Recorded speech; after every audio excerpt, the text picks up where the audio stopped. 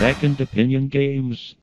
Game Collector here with Second Opinion Games, and this is a look at the Oculus Go. Now, it is a standalone VR headset, and I mean standalone because you don't need to hook it up to your computer or need to shove your cell phone inside. It has really nice lenses inside of here, and the picture quality looks great, even better than the Oculus Rift.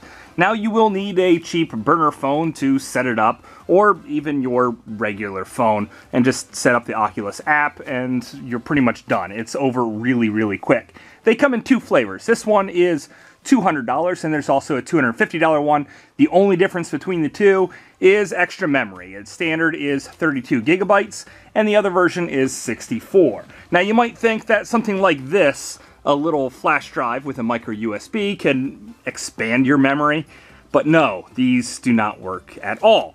And it's also probably not the best idea to play it while plugged into your computer, so there's that. Now you can do things like virtual console machines to connect to your PC, or maybe even cloud storage if you want to store a lot of movies on to watch. But the battery life's only about 2 hours, so chances are you're not going to be using it super long term. Unless you have one of these. Now, I put a little bit of Velcro right here, and then I plug it into the side.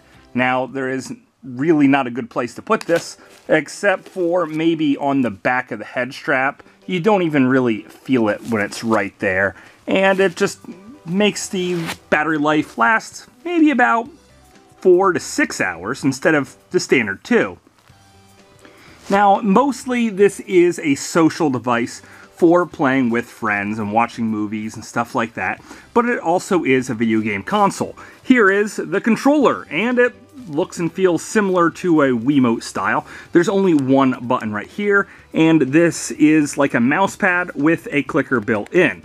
So that's really all that is. Also, two different back buttons. This one also re-centers the screen, so that's a bit important as well. Now, there is some motion controls. It can't go forward and backwards, but it can spin, and it can just move all around. And I'm not quite sure how good of actual motion and speed it does. I don't know if there's an accelerometer in here. The battery life for this thing is probably close to 40 hours. And that's my best accurate depiction. But what I really like about this console is the fact that you can use other controllers with it. This is my favorite controller to use. This is the S-Type Xbox One controller. Then you can use your Switch controller as long as it's a wireless version, or a PS4 controller, but chances are the buttons are going to be remapped in a different way, and it's not going to be as comfortable.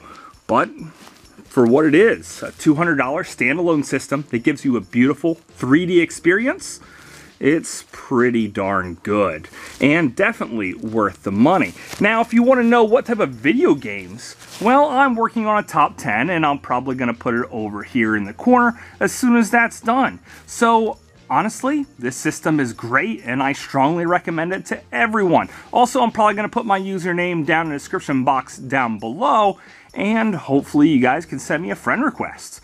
And until later, I will see you again, guys.